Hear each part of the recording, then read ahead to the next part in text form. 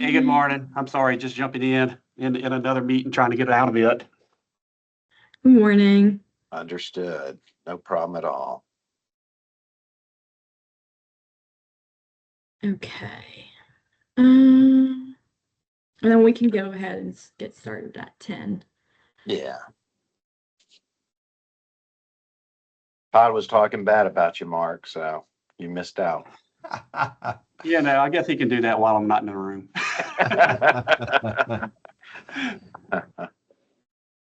I figured it'll be Charles anyway, not Todd. Oh, There you go. Yeah. All well, right. I guess I figured Charles was looking for a punishment having to hear me during the day and at this thing. So All right, it's 10. I'm sure a few people will slowly join in. But first of all, for those who do not know me, I'm Gracie, the marketing coordinator with Sync One. We want to just thank you all for registering and taking the time out of your day to join the webinar with Todd and Mark. It is going to be a great one. The way things will go, we'll start off with Philip. He'll do a little introduction, have Todd and Mark introduce themselves, and then we'll have a few questions that I will put in the chat that Philip will ask to kind of get the ball rolling. And then if you have any questions during the webinar at all, please just drop them in the chat and we will get to them at the end during our Q&A. The session is also going to be recorded, so if you'd like a copy after, I will put my email in the chat as well, and you can just send me an email and request that way. Okay, Philip, take it away. all right. Thank you, Gracie, and thank you everyone for attending, and of course our gracious guests, Mark and Todd, for helping us put this on. This is part of the things that we're trying to do at Sync One Systems, kind of a fintech forum where we host these webinars, different topics, different partners, so that the credit unions know that we're out there trying to help them, not just from an LOS perspective, but bringing a lot of different options and opportunities for them to essentially help their whole lending process and other things be better. So today we have Todd Peeples from All In Credit Union and Mark Walls from Neighbors Federal Credit Union. And gentlemen, I'm going to go ahead and introduce you. And if you'd like to just kind of give us a little bit about yourselves, and then we'll start to dive right into some of these topics. Okay. So I'm Mark Walls. I'm Vice President of Consumer Lending at Neighbors Federal Credit Union. Been here 26 years now, so a long time. We started centralized lending back in 2001, and when that was just when we moved over to just underwriters at first, and then eventually we transitioned to centralized lending in full centralized lending in 2013. And that's what we've been running for since then. I've been through about 4 different LOS systems, finally landed with the best one, Sync One. So lots of years with that going on with that LOS. They kicked you out of the meeting? They kicked me out of the meeting. I'm sorry. Oh, you're on your. I'm on a call. Yeah. Yeah. Wonderful. All right. Talk to you later. So that's our CEO button in. But anyway, so been doing this for many years, and now we're diving deeper into the auto decisioning and working with Sync One, building theirs a little bit each and every day. So things have been much improvement since we went live in March of 2020. All right. Thank you, Mark. I think you and I have probably known each other through most of that journey, huh? I think since around 2002, 2003. Something like that. Yeah. And he's still talking to me. So That's right. that's a good sign. All right. Todd, if you would go next for us, please. yeah, Mark, I feel you, man. Known Philip about that long too. It's tough. But my name is Todd Peeples. I'm the Senior Vice President of Sales and Lending at All In Credit Union. We're based out of Lower Alabama. We've got about 42 locations in Lower Alabama, the Florida Panhandle, and Mississippi. We have been live with Sync One about 2.5 years now. I can't believe it's been that long. We left Meridian Link one of the best decisions we've made to do that. Things have been much better since the switch. Then we're about $3.5 billion in assets.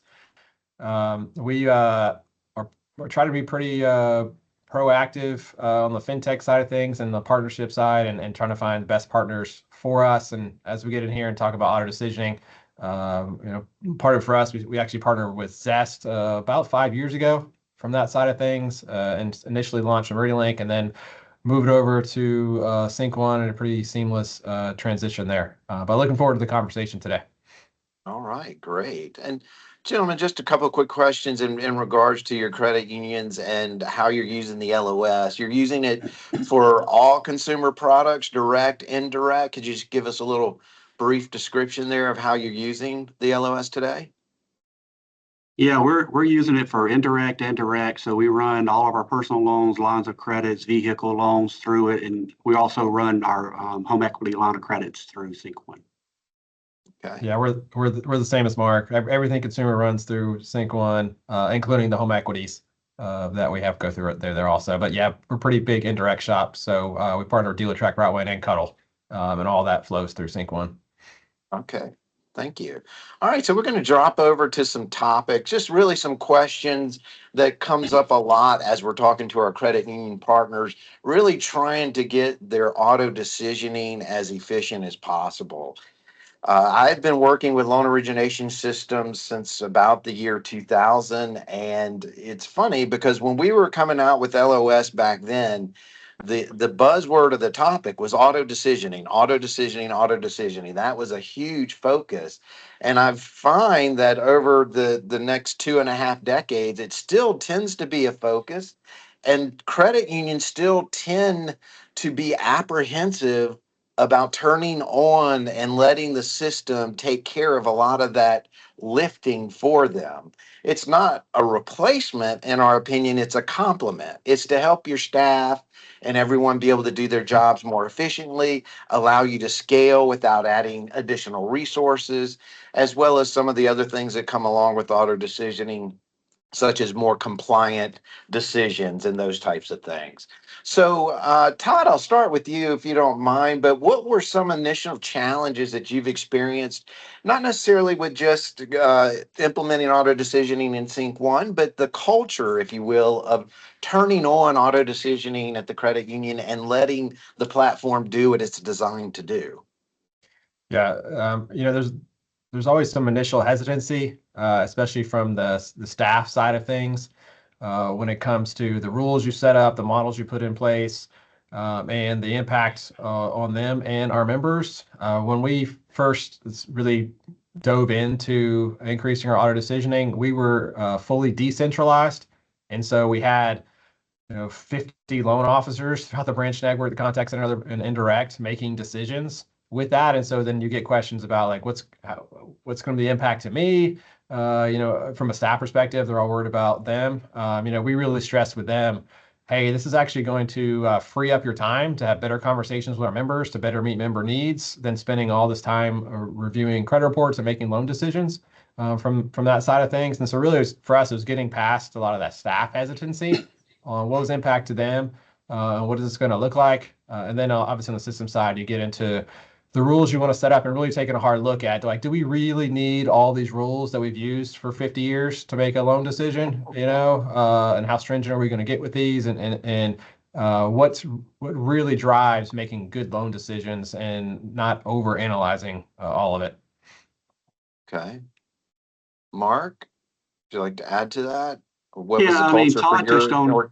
Yeah, go ahead. Yeah, Todd touched on a lot of good points, and just to throw in something else is, you got your staff that you need to worry about.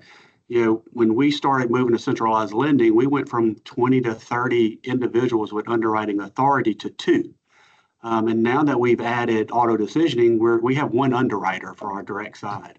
I have 3 underwriters on my indirect side. Do I need 3? No, but I need 3 just to cover after hours, weekends, and things like that, so 1 doesn't get burned out. But another thing is just our credit union culture. Credit union culture is just built on people helping people. And whether it's your staff, your CEO, your CFO, your COO, or whoever it is, they're concerned about, are we taking that away from our membership? And you just got to prove that you're not. You still going to have the culture. We're still here to help our members. We're still here to be that credit union, people helping people, us as neighbors helping neighbors. So you just got to sit there and show them that, you have your easy decisions. You got the easy declines. You have your easy approvals that are going to go through. Let your auto decision take care of that. That's a majority of your workload, is those easy decisions.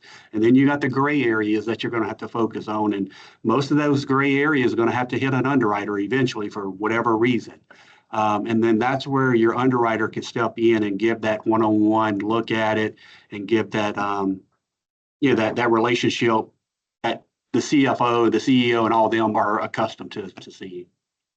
And if I could piggyback on Mark said there, I think the challenge credit unions talk about a lot of times, well, they'll auto approve, but they won't auto decline. And there are applications that come through that are 100% denials every time. And so just deny those. To Mark's point, we're a credit union and we have, like Mark does, kind of that gray area. We have underwriters review because we want to help people wherever we can, but you definitely have very easy approvals, very easy denials, but sometimes credit unions are hesitant to do the denials. And again, some of this is really black and white. Just let the system deny those that you're never going to approve. Yeah. And some of the components, I'm sure, as well, that go into those types of decisions is their relationship with you, right? So the system can take a look and say, are they a member or not to begin with? And if they are, how have they behaved with us, and or what that relationship looks like? So it sounds like, if I understand correctly, those auto denials are the ones that just, no matter what, we're just not going to do this, whether we make this decision personally or not. Is that correct? Correct. Yeah. Okay, good deal. All right. So you decide, all right, we need to start doing some auto decisioning. We need to improve this. Can you kind of give us an idea of what your process was to determine maybe the rules that you wanted to look at or the characteristics that you wanted to use as you're building it out within the LOS? Mark, you want to take this one first, and then we'll get Todd? Sure. Okay. For us, it was just really about syncing the system with our culture, with our policies. We have a lot of history. We were on APRO, we were on SAIL, we were on CRIF Action. So we have a lot of history that we were able to go back and look at over the 20-something years that we've ran an LOS. So we were able to take all that information and just come in and build it. So we were able to take our policies, our data that we pull from the other LOSs, including Sync 1 over the past 5 years. Any compliance needs, and then you just go in and you look for those rules and you tweak those rules, or you set up those rules to match your policies or your the data that you've been seeing. For us, one thing that I look at is 30-day delinquencies. I look at 30-day delinquencies as a good thing because, number one, I'm making interest and I'm making late payments on it. So I tell my staff, when you see running 30s, that's a good thing. Go ahead and pick that loan up. I want that loan over here. And it's just more income for the credit union. So, we'll go in and set up to where, some people may say, when you're setting up your 30-day delinquency, they may say, okay, I don't want any more than 5. Well, I got like 30, no more than 30 delinquencies in the past 12 months or 8 months or whatever. So, and you just learn, and then I can go in and look and really spot check those loans over an 18-month period, 24-month period, and say, how are they performing? And when I look at those, they perform great for the most part. Yeah, they go hitting that 30 days, but I'm okay with that. They hadn't made it to that 60 days or 90-day mark. So if I see that we're having issues there, then I can tweak that down a little bit. Where I'm more conservative at is with my 60s and 90s. I may say no more than 2 or no more than 1 or none at all for those. So it's really just about going in, setting up your policy, setting up your compliance, looking at the data that you've been looking at. The good thing about Sync 1 is once you go out there and build all these rules, you can actually go do a batch and say, I want a batch from whatever date to whatever date, and you can run your rules real quick. It'll spit out a spreadsheet for you, and you can look at what the final decision was back then compared to what the decision is that the decision engine gave you. So that helps out a lot. It allows you to go in and tweak and try to match it up a little bit better. But the biggest thing with that is then back to your staff and making sure that what you're building behind the scene, they're going to have confidence in. They're going to have confidence in the processes, making sure that all the rules are still lined up with the credit union core values and how they've been underwriting in the past. So that's kind of about where we're at with that kind of thing. Okay. Todd? Yeah, we kind of had a multi-phase process there just because we started with Zest using these machine learning models and really working with them on, okay, what do these models look like? What's our risk tolerance? And then the model takes into account a lot of different characteristics. And so we had the model, but then, how do we configure then the LOS to support that and take a look to take into account, okay, what is our model taking into account? What's our model not taking into account? And then looking in the LOS to see, okay, what are the pieces we want to include and pieces we don't want to include from that. And so it was really working a lot with them in internal conversations about what are we comfortable with. And I love Marc's point about the 30-day delinquency, just because I think as credit unions, a lot of times we get very conservative with different things, and sometimes we need to look at things different ways. And it's funny because we have conversations here internally where I'm like, I don't care if they're delinquent. I care if they end up paying. If they're delinquent, that's fine. We get late fees and different stuff happens. As long as you're paying at the end of the day, that's perfectly fine from that perspective. But it's kind of looking at things differently. And so when you're evaluating the process too with the LOS, and so you're getting to see, okay, maybe we need to look at this slightly different than we have in the past as part of this, and being open-minded to that. And then you have great things like this where it's, you community of folks who can talk to you about what's worked for them, what hasn't worked for them. That's a great thing about the credit union space. We all kind of work together on this stuff. Very good. All right. So now you've decided, hey, we're going to do this. We have the data. Can you kind of talk a little bit about what was your process? If you had a team, a project, if you did it, maybe just took segments of your portfolio and configured the system that way. But Todd, could you start us off with this one? Sure. I'm kind of hit the next two questions a little bit together here. So when we All started, we started with just auto loans. That's what we were the most comfortable with. We did do direct and indirect and put models in place for the auto side of things. And I'll tell you, I was a little concerned about indirect and how our dealers are going to respond, because dealers, complain about most anything. So how they're going to respond to this, but it was really quiet on the dealer side, which was surprising, but a good surprise from that side of things. But we were in a spot to launch our auto model, and our model was built with some pre-pandemic data, and actually the pandemic hit. And so we held off, and we actually ran in parallel for about 6 months, just seeing how the model would perform. And so we did that, which worked out really well for us, just to see, okay, are we getting the results we thought we were going to get from how the model is doing? And the results were good. And so then we, launched this thing in live and made the changes we need to. And then from then and to now, we still monitor the performance of the auto decision loans and basically treat it like its own underwriter and see how it's doing from a delinquency and charge-off perspective. See if there's any outliers on either direction to see if there's something we need to look harder into. And so that's kind of been our process. And then we added models for boats and RVs and unsecured and credit cards and now home equities too. And so we've got auto decisioning in for all of our consumer loan types. And so it's a matter of looking at the configuration we're comfortable with, testing it out, make sure you're getting the results you wanted to, and then monitoring post implementation. Okay. And I don't want to jump too far ahead, but Todd, are there any products that you're using the system for 100% auto decision on? Yeah, so we are for credit cards and personal loans. Okay. And the reason for that was when we were looking to do auto decisioning for that, we got into our data, our staff is really hesitant on unsecured. And so we actually saw the biggest lift in approval percentages on unsecured and credit cards. The lifts on the other products weren't quite as big, but our staff was just really hesitant. So we just decided, you know what, we'll just have the system do all of these. And so, It ends up being more like 95% kind of thing, because you always have some little exceptions here and there. Sure. But we did on those. But again, it was more because of our hesitancy internally. So it made some sense. Okay. All right. So, Mark, the same question, kind of, you're ready to go, and since you've done this, it sounds like 4 times. What would be your process for the configuration and testing and deploying those types of things?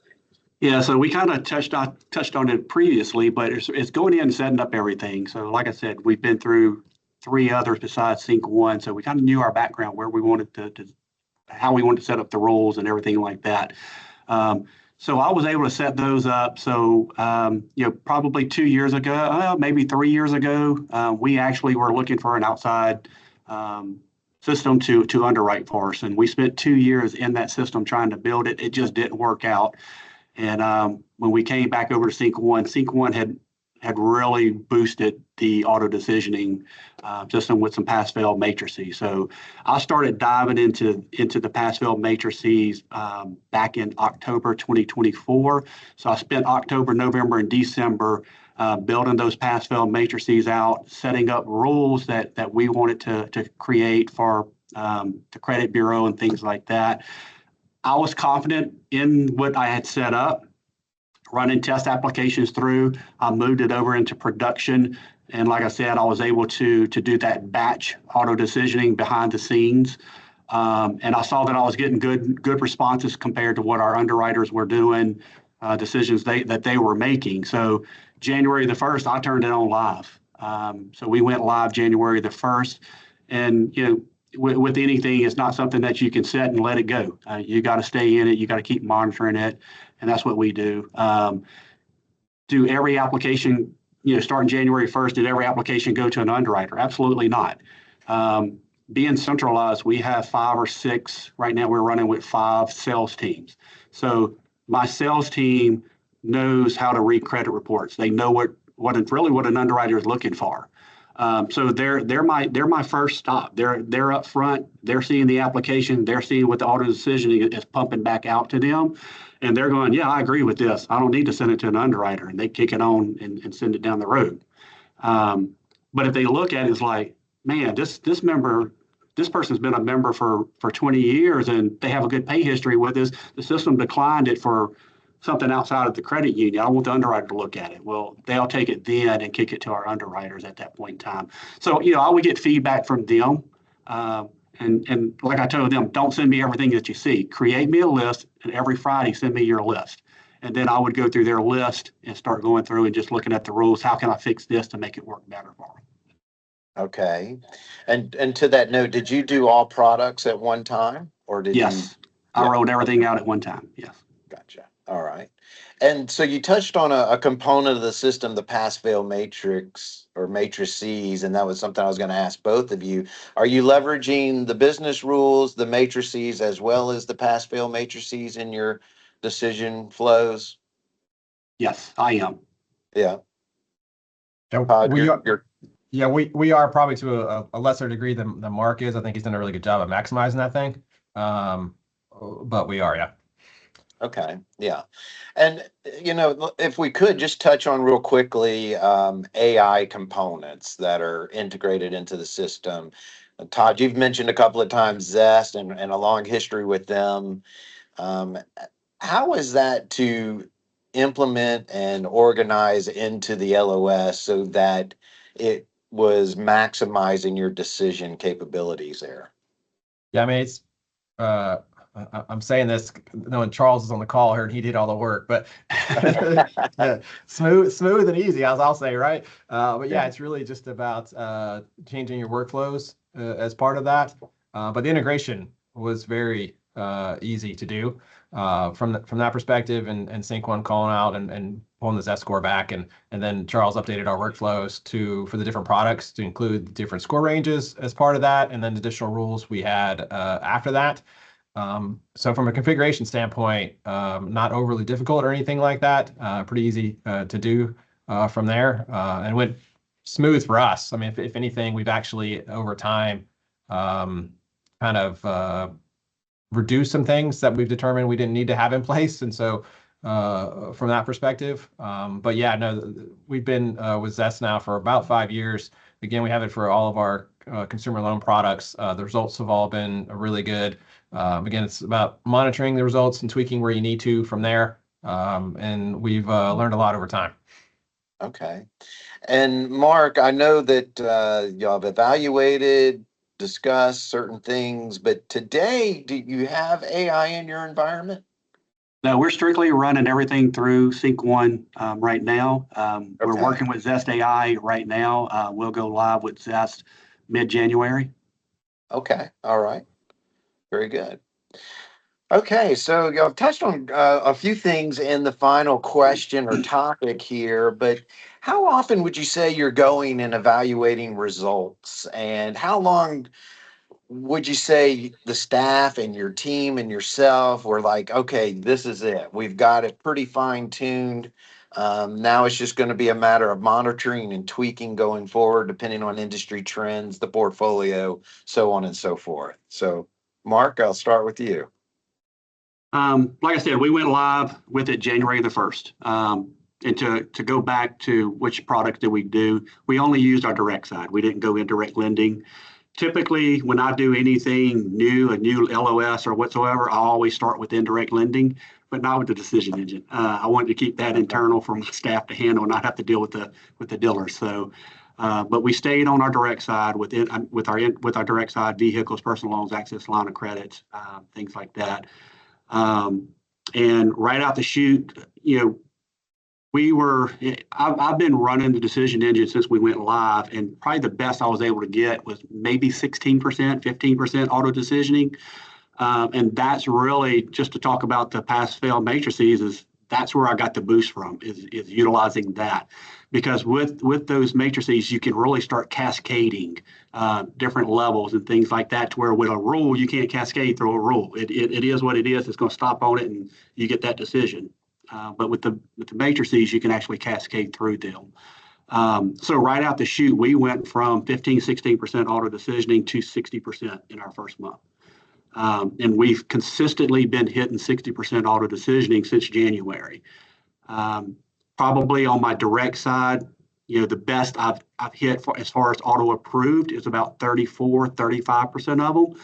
We're probably running around 31% consistently on an average. My indirect shop, and just to let everyone know, I'm in Louisiana, so we have the second lowest average credit score in the nation, which is a 675. We're only lower than Mississippi, so if you're from Mississippi, I'm sorry, we beat you finally. So Mississippi's about 669, we're an average about 675, so we're not far off from them. So we have a lot of low tier paper that comes through our channels. So we get a lot of denial loans through those. But on our indirect side, so we ran this model from January through the end of July. Everybody was good with it. Everybody thought that we were doing a great job. Decision was doing a great job. The auto decision making good decisions. So got with the indirect team. Hey, it's time to roll it out. We built some things in to that, to where, when it kicked it back to the dealership, hey, we need final approval. Don't run with this until an underwriter puts a note, okay, to approve, something like that. And we did that for the first month or two. So August, September, we had that going out, hitting over into dealer tracking Route 1, as I guess kind of like a requirement rule type thing. But we're with indirect, we've trained these dealerships over the past 24 years of what kind of paper we like. So we get fairly good paper from our dealerships, and we're hitting probably about 45% auto approval with those guys right now. Great. Todd, how about you? Yeah, I mean, so Phil, to your question, I mean, we're kind of monitoring monthly in terms of where delinquency and charge-offs are, and was it auto decision or was it done by an underwriter? Just kind of taking a look there. In terms of like tweaking, though, it's very less. It's less often for sure. I mean, we're not tweaking that much. I mean, it's more about, are we seeing performance degradation? What's going on in the economy? Some tweaks, that kind of thing. And the good thing is, you just hop in the system and tweak what you need to. a lot of flexibility there to be able to do that. I mean, when we started, we kind of took an approach of crawl, walk, run. So when we started, we were really like at 40% auto decisioning, and then kind of tweaked up to 45 to 50, and just kind of went from there. We're now overall we're in the low to mid 70s now from an auto decision perspective. But that was kind of built up over time, and also learning, hey, where do we have some stops in place? We don't need stops in place, and some additional analysis there. That kind of just worked up over time, and you learn as you go, and you get better at these things and kind of go from there. But I do think I don't want to scare anybody and say it's got continuous monitoring, but you are kind of just monitoring performance. But it's once you get it set and everything's working well, you'll tweak what you need to. But the resource requirements on that are pretty low once you get it all set up and ready to go. All right, very good. All right, well, gentlemen, next what I'd like to do is just recap what's happened at your credit union since we've gone through all this. And the next slide, we have Neighbors Federal. So Marc, if you wouldn't mind just touching on some of the things you probably already hit on, but anything differently would be great. Yeah, okay. Yeah, I see some things here that were not mentioned. I was just kind of looking at it real quick.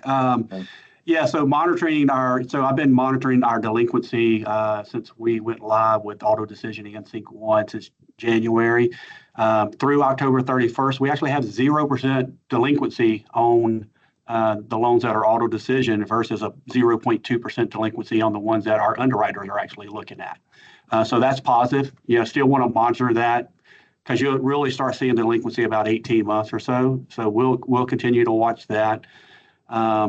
As far as volume, we're running probably 25 to 30 million per month in funded loans through Sync 1. So we've funded as much as 50 million in a month through Sync 1. So the system can handle it without a doubt. Okay. All right. Jumping over to All In. Todd, quick recap. Yeah, I don't have delinquency numbers on here, but they're definitely higher than Marc's. From that side of things. But yeah, no, we pre-ZES, we auto decision about 10% of our loans. And then with that, I'll just say that other LOS, we got to about 55, 60. And now we're again like low to mid 70s between that mix of credit cards and unsecured being 95 plus to boats, autos, RVs being more like upper 60s, low 70s. And then now we just launched home equities last month. And so we're starting slow with them, and then that'll build up over time as we go from there. But from a performance perspective, because I do get asked that a pretty good bit, the performance, the model continues to perform better than our staff does from that side of things. We've been with the roller coaster of others from the standpoint of, when we launched automated underwriting, we were in the middle of the pandemic, so delinquency went down everywhere, and then now delinquency is kind of going up a little bit everywhere. And so our models have followed similar patterns, but again, from a performance perspective, still been better than our staff can do there. Part of that, you ask then, is like, okay, why don't you auto decision everything? And you could, but we still kind of want to leave that gray area there in the middle to help some of our members, especially our members who maybe want to pay us but don't want to pay anybody else. And some of those things. And so that's why we kind of leave that gray as part of that. And then, between direct, indirect, some other things, you do anywhere from 30, 40 million, depending on the month from a volume perspective. All right. Very good. Okay, so now what we'd like to do is just kind of turn it over to some Q&A. And Gracie, if you could help me with any questions that have been put in the chat thus far. Yes. I'm not seeing any question. Guys, if you have any questions at all, just put them in the chat, or if you did want to unmute and ask it that way, that will also work. And there was a hand raised earlier about, I can't remember who it was.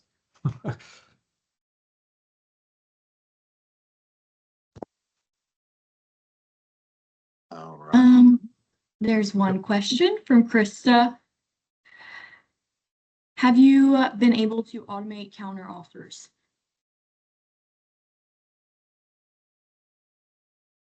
Yeah, Todd or Mark, there is a table within the LOS that allows you to make some counter offers. I'm not sure if you're leveraging that or not with your current flows and decisioning.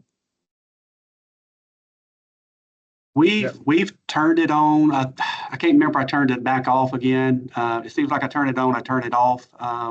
There's still a few things that I would like to see added to those counters or to that workflow, that matrixy that's out there.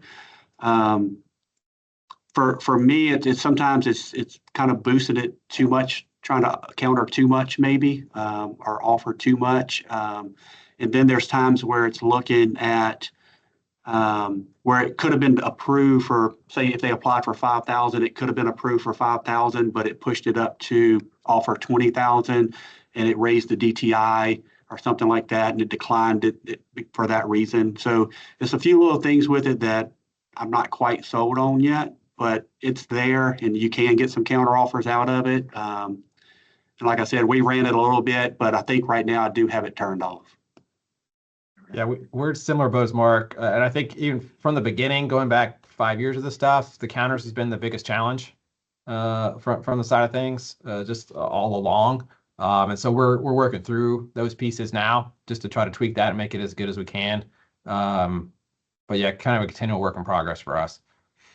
All right. Thank you. So Haley has a question about us doing 100% auto decisioning for unsecured products and how does it impact delinquency and losses? It's a good question. Ours have been from that perspective, I would say at or below peer for those products. Still performing well from that side of things. It's yeah, I mean, I think when you say you're 100% something, it concerns people sometimes. We actually have seen a 15% increase in approvals since we have the system do it, but have again maintained or reduced in terms of delinquency and charge off to peer on those products. So we've been really happy with that. Yeah, it's performed well. Yeah, to add on to that, Mark, are y'all doing any products 100% or thinking about it or? Not yet, no. Okay. Thank you. All right. I see a question about terminated underwriters. We didn't terminate any underwriters. So, like I said earlier, we had 2 underwriters and now we're at 1. I actually had 1 underwriter retire. So upon that decision, we just chose not to fill that position. Yeah, we're in a similar boat. I mean, we went from, I mentioned earlier, decentralized model with 50 underwriters to a centralized underwriting model. And so we have 5 that handle direct and indirect. If we did not have auto decisioning, we would have, I don't know, triple that probably, something like that, 10 to 15 from that perspective. So yeah, we didn't remove any jobs or positions, but it has helped us not have to hire a bunch of them. Very good. All right. Any other questions? Well, while we're waiting, I will just add, this whole thing's interesting because like Marc and us are 2 different credit unions. We've kind of taken 2 different initial approaches to this, but both have, I think, worked. And I share that just to say, from a credit union perspective, there's no like one way you have to do this stuff. There's options there, there's flexibility there, and we've got 2 different ways here that we've done this, and both I think had some pretty good results from it. Yeah, Todd, I appreciate you saying that because every credit union has some nuances that are a little different between each other. And it's great that to that point, you're leveraging how you went about it a little differently. It's the same tool and you're pretty much getting the same results, which is the ultimate goal that we want across all of our partners that use our platform. So. Yep. And one thing we didn't hit on, which kind of hits this question about how does it boost your automation? A big benefit we received was from our time to decision. And because what we found as we got into our data was, especially on the branch side of things, when we were decentralized, they wanted like all the information they can get before they would make a decision. And so they were waiting on information and waiting on information. And so our time to decision literally went from days. Our average time to decision was in days, which is crazy, to minutes. Because when you're auto decisioning, it's an instant decision from that perspective. And you have the ones take a little longer, but a huge boost there from not just an efficiency perspective, but a loan volume perspective too, because if you can get somebody a decision faster, they're more likely to do the loan with you. So our time to decision, and then so our look to book increased, and obviously time to fund went down drastically by using auto decisioning. Mark, anything to add to that topic there? No, I think Todd covered it pretty well. Okay. Yeah, it's really just, you know, you can go look at AI, or if you want to stay with your traditional auto decisioning that you can get in Sync 1. You know, we just proved that you can get up at least 60% auto decisioning in Sync 1 without going outside of Sync 1. Yeah. And that kind of brings something to memory. Did either of you leverage the recommended decision functionality before you turned it fully on to let the system make that final decision? Or you went full throttle? Just full throttle. Yeah, that's kind of how we go. I understand. Very good. But without just stealing their credit union name, we're all in. There you go. There you go. All right. Okay. I think I don't see any other questions coming through. So just some of the key takeaways we talked about today, of course, is how auto decisioning can transform your lending process, help with your manual work, as well as your load and scalability. The portfolio can improve if you're doing it correctly, as you've heard today. And then also some things that I like to touch on as well, that's almost an indirect factor, is the compliance piece, in that when the rules and everything you're using within the system are making the decision, there's less opportunity for things to kind of get outside of policy when it comes to the manual decision and review. And Mark and Todd, just on that note, is that something that you would agree with from a standpoint of helping with some of the compliance issues that may come up with a lot of manual decisions? Yeah, for sure. I mean, if you just think about it from a fair lending perspective, again, where we were, we had 50 people making decisions. Good luck having consistent decisions with 50 people, you know? And so from a fair lending side of things, our decisions are more consistent, and you got a lot less risk of having some biases in this stuff.